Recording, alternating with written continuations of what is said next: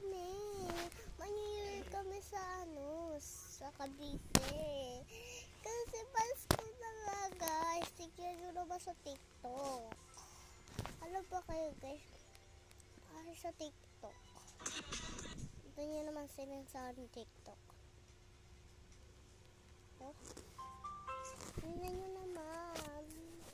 Ano ka talaga? Ito na pa birthday guys.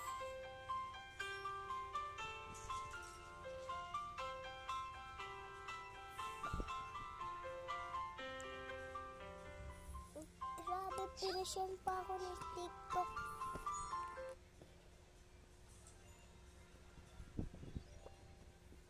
Ay, talaga mabura. Yun naman tito guys. Alam mo, masaset tayo pero nakita nyo ba to?